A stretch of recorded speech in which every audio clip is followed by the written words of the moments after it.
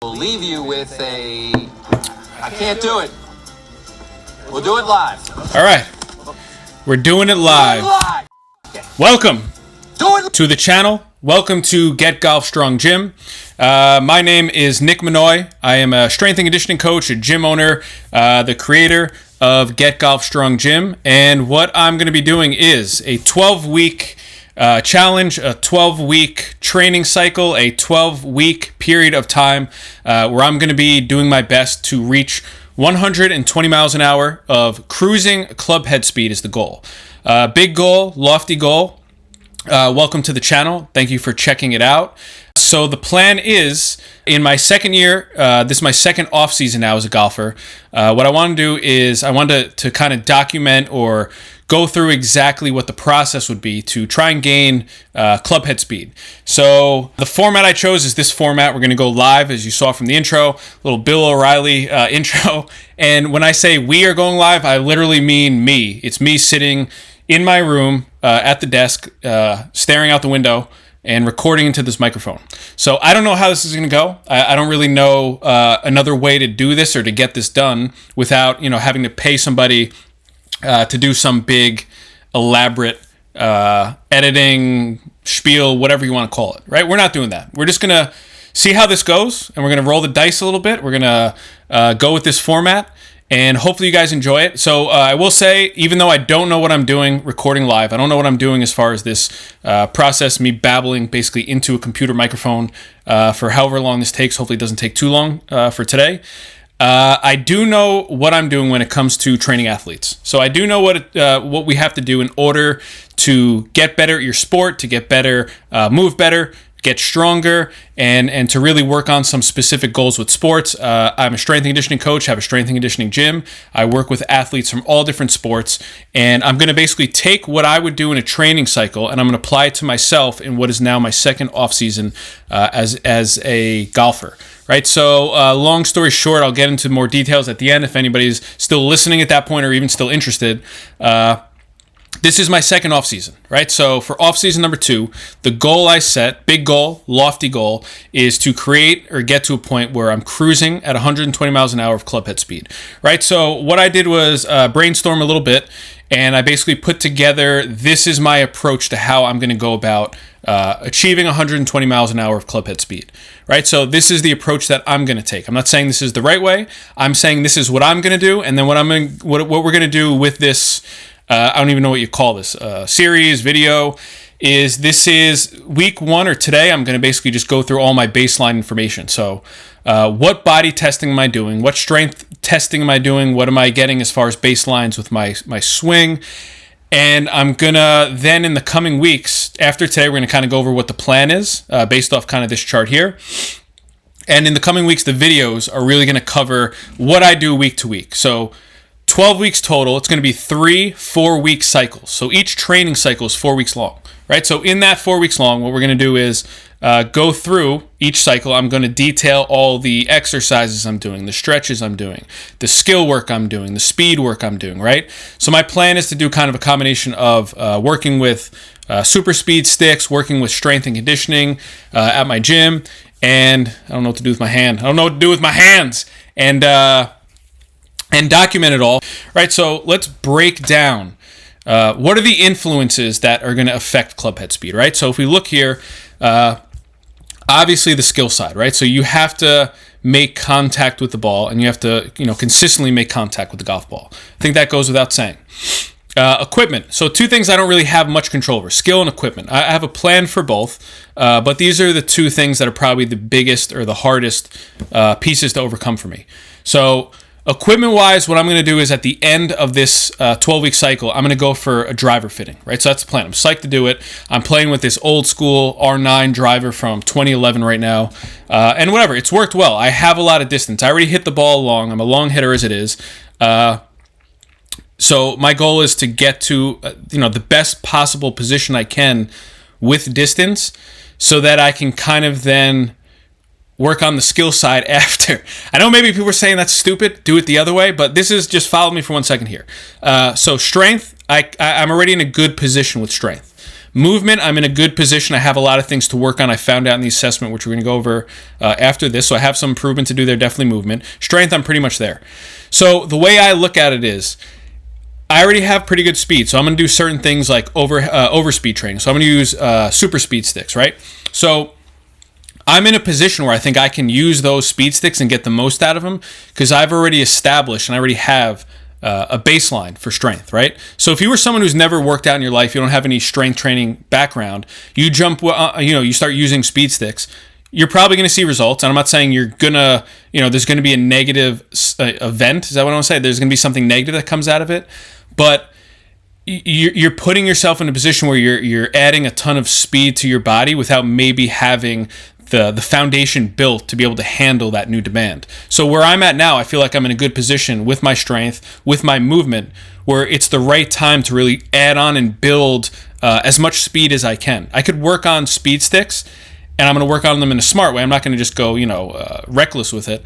But I feel like I can capitalize on speed and build as much speed as possible because I have that foundation built, so I can now maximize using overspeed training, right?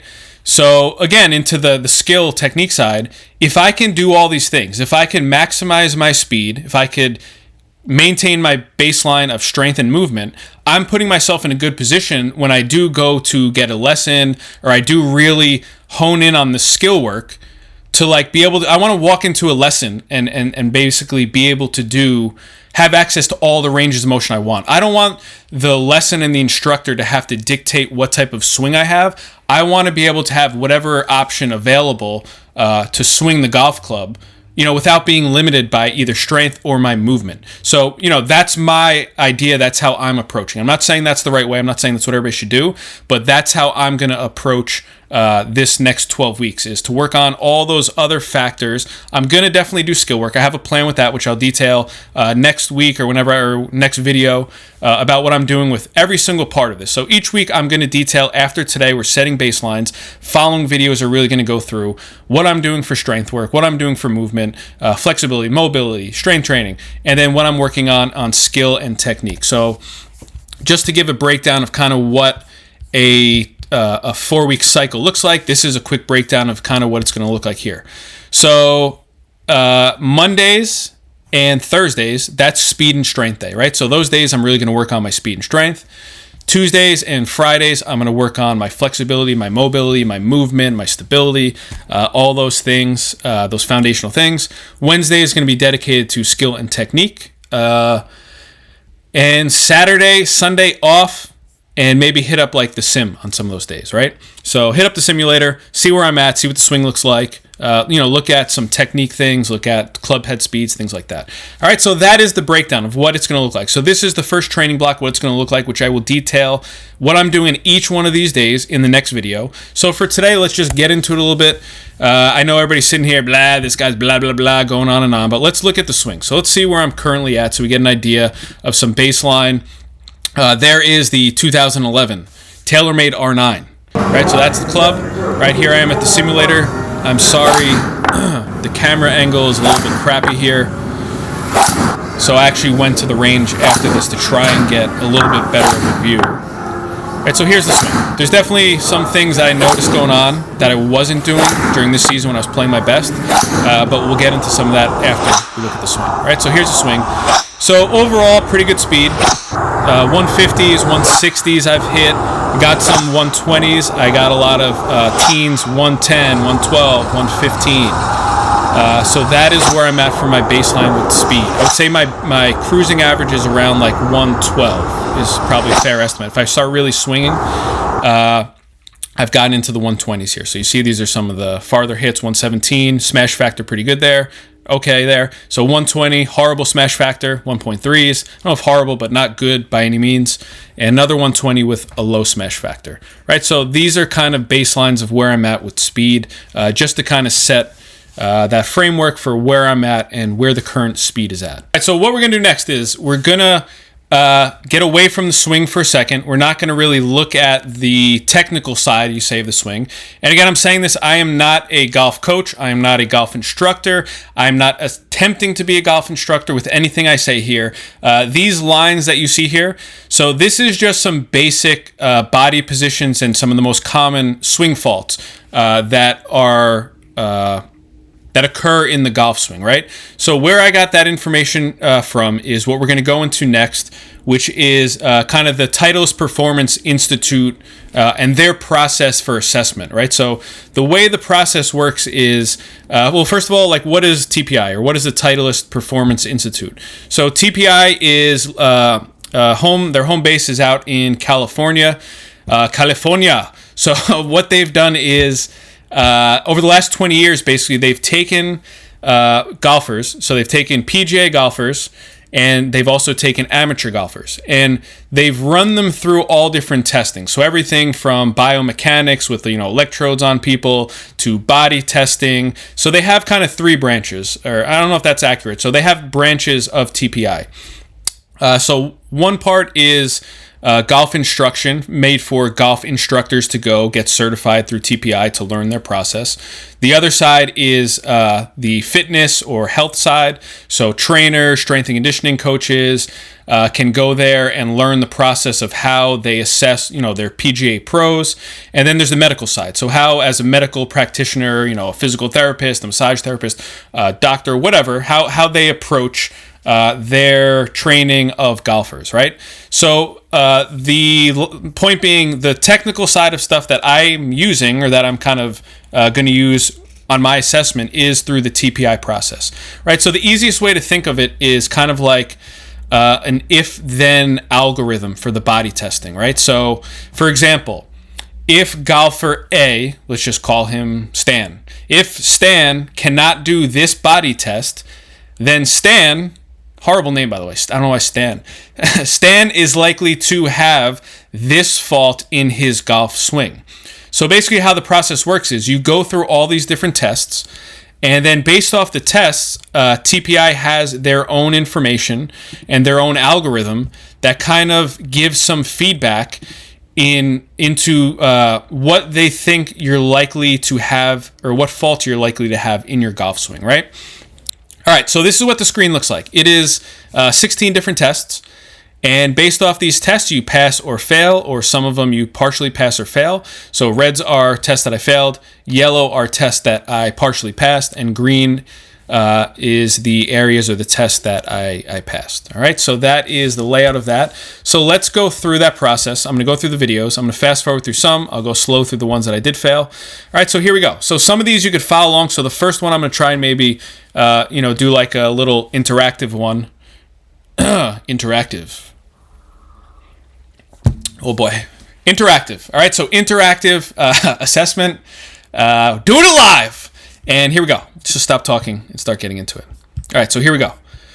So I fast forwarded through the first couple, right? So these are really disassociation tests. So the first one, I was moving my upper body and not my lower body and not my upper body. So can I disassociate, move my lower body without my upper body moving? Vice versa, can I move my upper body while keeping my lower body still? So can I disassociate my upper and lower body one from another? And I could. Toe touch test, no problem. Let's kind of skim through these, right? So range of motion on my shoulders, right? Do I have full and good range of motion? Yes, I do. When I go into my golf posture, same thing. I have full range of motion, right? Able to clear that ear there is the test, right? So first test that I started to get any kind of negatives in, right? So this is a super simple test. Looks ridiculous, I understand that. But basically what you want to do is you get into your golf posture, and from that position, you tilt forward and you tilt back, forward and back. And can you do this without moving your upper body? So the one thing that I noticed when I did this is from the back position, so my butt sticking back, to when I tuck my tailbone, I had a little bit of what's called perturbation, which is like a shaking movement. So it's a sign of coordination or lack of some muscle control. But just to keep it simple, it's really, do I have the ability to control the movement of my pelvis in this range of motion, right? So based off this test, I can do the movement, but it's not great. I'm not fully passing it. I'm not, cleanly moving from one to the other, right? So TPI has done these tests on PGA pros, and I think their assessment was something like, they have all the data available for people who go through their course.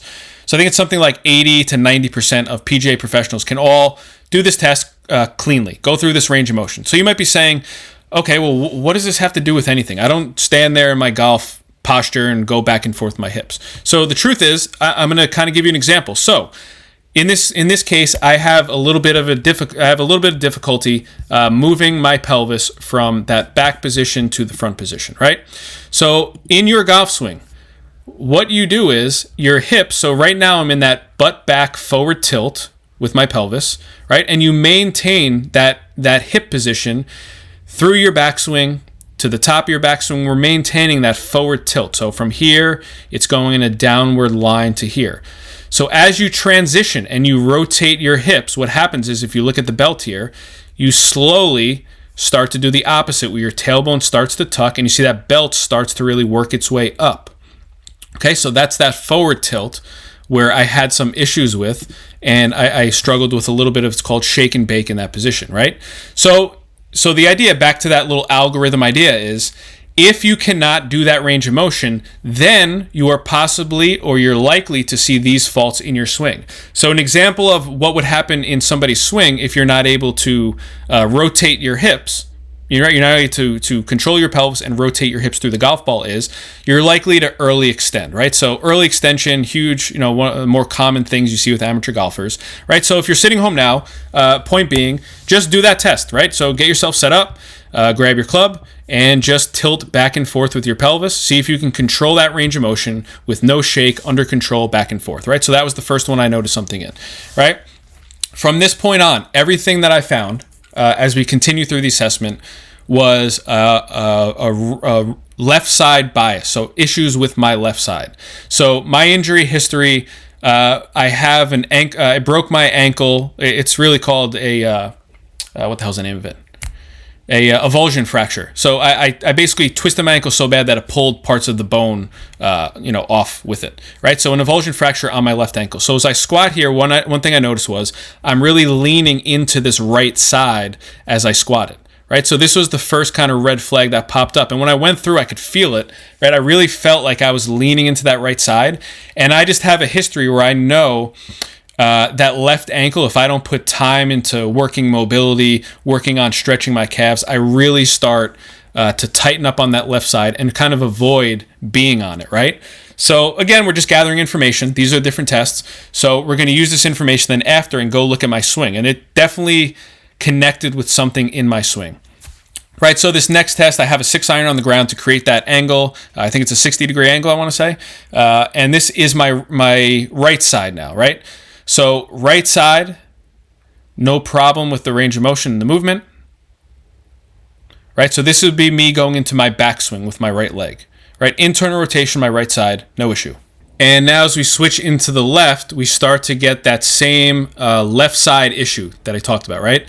So here I am. So this would be my downswing or my follow through, right? So I'm rotating, I'm trying to keep this toe down, and I'm rotating my left hip. So this is internal rotation of my left hip, right? So if you look at this line of the stick, and then you look at this line here, I'm definitely not fully rotating past there. My chest is going no problem. My upper body is through, but my hips are kind of stuck at this angle a little bit here, right? So again, that left side and rotating, internal rotation now of that left side, or just really rotating through my left side or transitioning into my left side.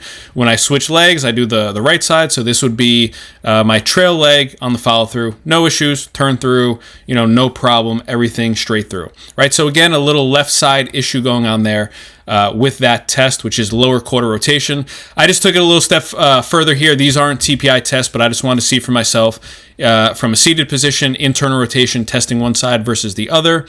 And there definitely was a little more bias where my left side, I definitely felt a little more tightness, and where my left hand is where that watch is, I felt a little bit of a hike going on. So I was trying to kind of hike my hip up to clear that hip. I tested again just from a standing angle just to get a couple different, just some feedback really for myself.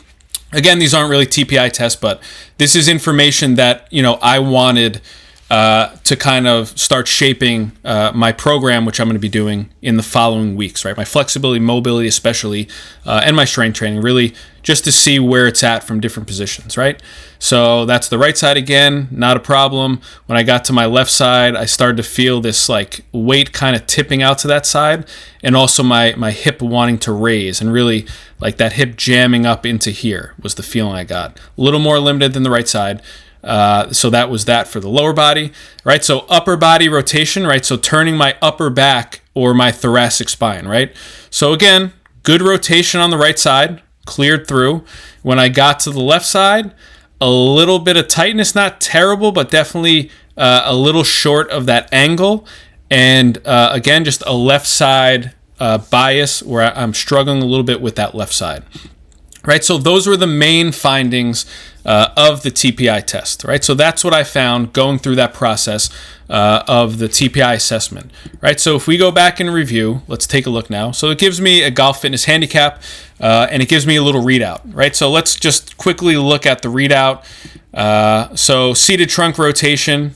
Well, let's do the other one first, which I had a harder time. Lower quarter rotation, right? So testing my ability to rotate each leg separate. So my right leg in my backswing, my left leg in my backswing, my left leg in my downswing, my right leg in my downswing. So the finding is the inability to turn or internally rotate into that left side was the finding that I had. So at the bottom here, when turning into the same direction as your downswing, you have limited rotation on the left lead lower extremity and normal rotation on your right trail leg, blah, blah, blah. Any reduction in rotation on the left lower extremity can lead to an inability to rotate properly on the downswing without coming out of your posture through impact, right?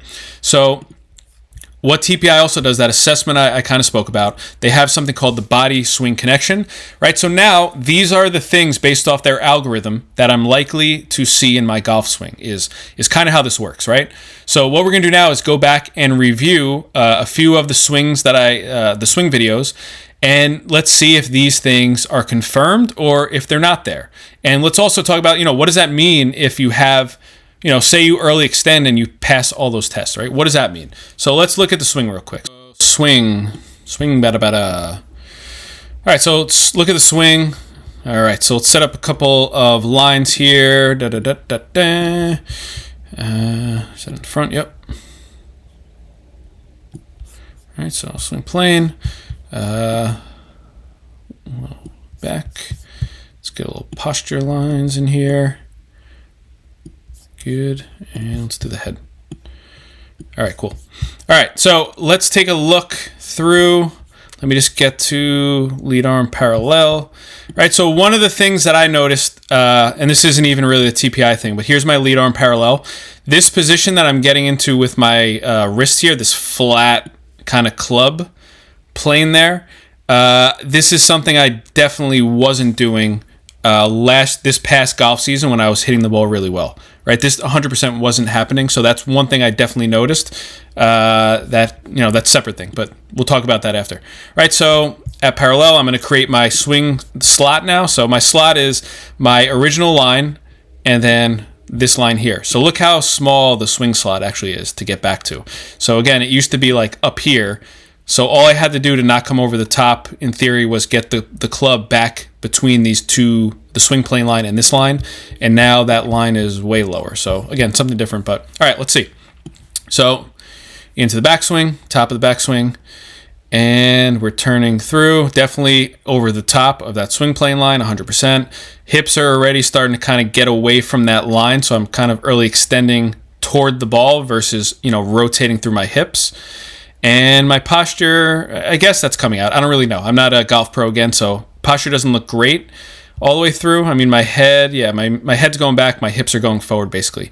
But, one of the things that I really noticed and I started to look at after I really left the range, and then after my testing too, which I thought about was, I really looked at my weight, and I don't think, I have good speed right now, and I think one thing that's really going to help me get to where I want to be with speed and really, make it realistic to cruise at around 120 in that range is I have to transfer my weight, right? So I don't think on my swing, and I look back at some old ones too to take a look at, I'm here almost at impact, and this right foot back here, like it looks like my weight is still all on that foot, even through there. Like, I don't think I'm putting my weight. There's some weight. I'm definitely turning that left heel, but like that weight is stuck back on that right foot, like right there. So that shift, it kind of goes forward there, which is my swing is already done. I'm already past my follow through at that point, right? So definitely a little early extension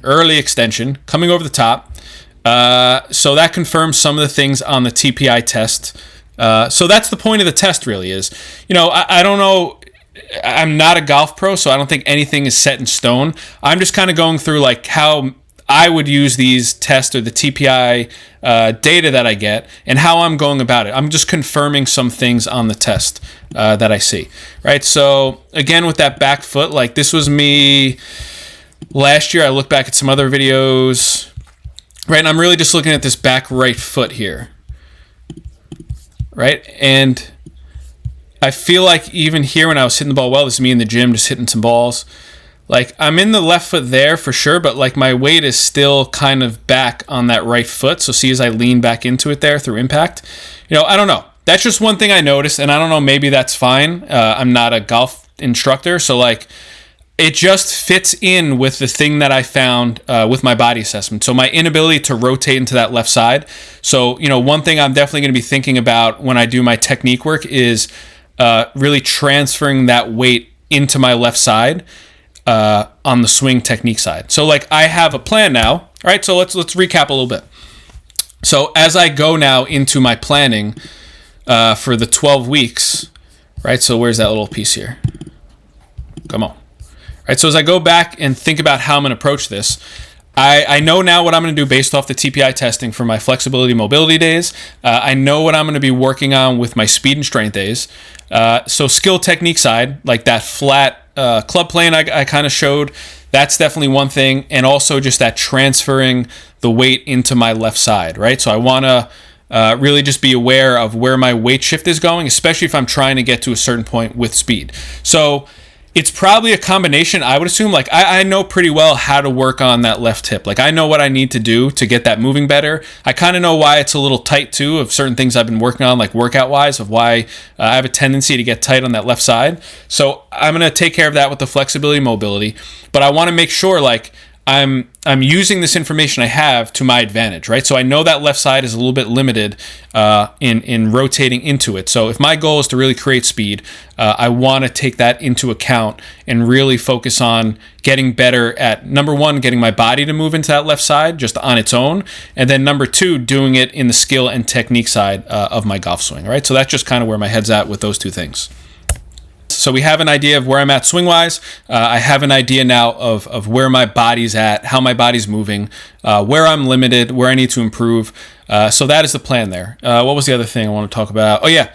So what if, so this is the question, right? What if you have, like, just for somebody out there, like I have that, I see those swing faults, right? So let me find my slide there, right?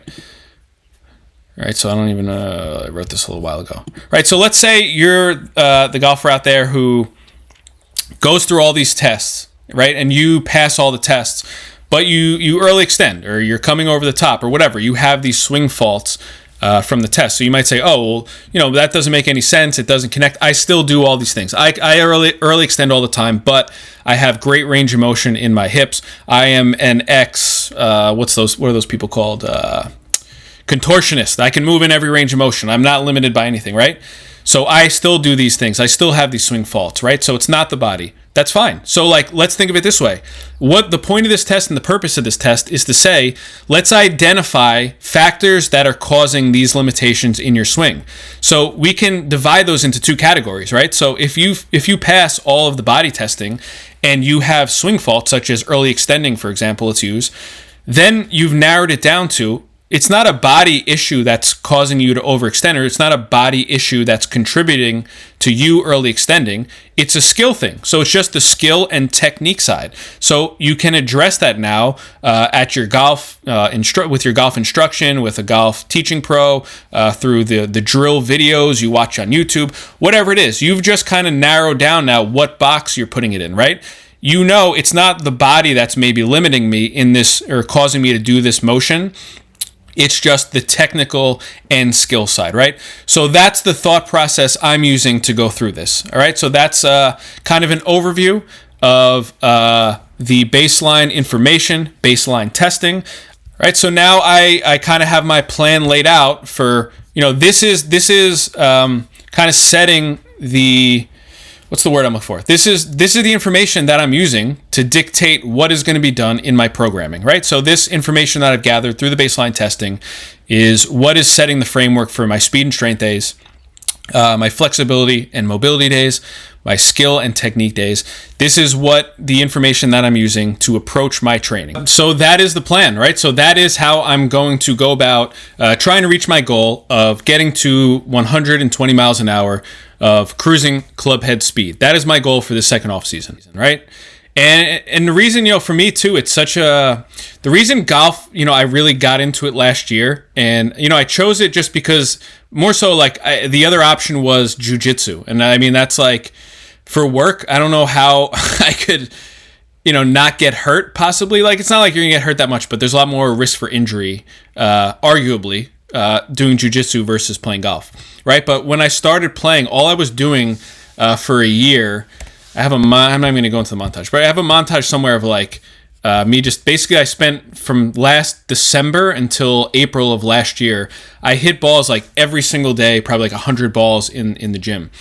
And it's weird because the only other sport I really loved was basketball. I used to love basketball growing up, right? And part of basketball was you can sit there, you could shoot three by yourself. You could shoot threes, you could shoot free throws, you could work on, moves. You could just endlessly kind of play basketball and work on your game and imagine shots, imagine positions you're in. You could do that endlessly for basketball. Golf is the first sport that I've at least found, this is this newfound love for golf where I can just sit there by myself in the gym, in between clients in the morning early when I get there.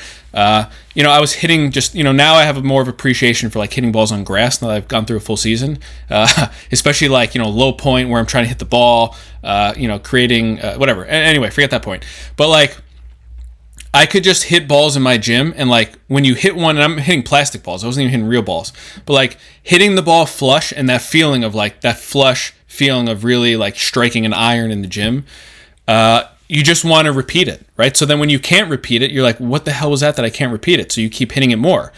And then when you hit a good one, you want to hit it again because you want to repeat that feeling. So it's a never-ending feeling of just getting better and improving and trying to figure out why and what and why am I doing and how can I do this better, right? So sorry for that rant. But that's what got me back into golf, or what kept me really into golf after I decided I wanted to really, work on playing golf last year on my birthday when I turned 38. So I'm 39 now.